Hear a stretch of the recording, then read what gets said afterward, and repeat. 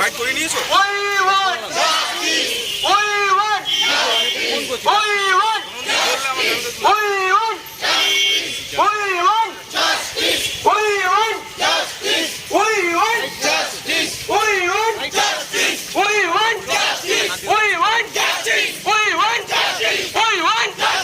প্রতিবাদ মিছিল বিভিন্ন জেলার বিভিন্ন জায়গায় হচ্ছে, সব জায়গায় যেতে পারছি না।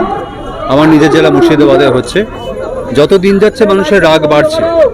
আসলে মানুষ প্রথমে ভেবেছিল যে এটা একজনের কাজ, তারপরে বোঝা গেল ওটা একজনের কাজ নয়, একাধিক জনের কাজ সম্ভবত।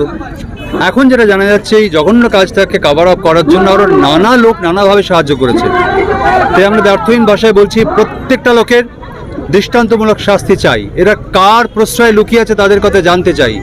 গোটা রাজ্যের মানুষ, দেশের মানুষ এই অপরাধের পিছনে যারা যেভাবে যে মানুষ যুক্ত আছে তাদের সবার নাম, ঠিকানা, পরিচয় এবং তাদের অপরাধমূলক দৃষ্টান্তমূলক শাস্তি, এটা আমাদের সবার দাবি। সুপ্রিম কোর্টের রায়কে কি বলবেন?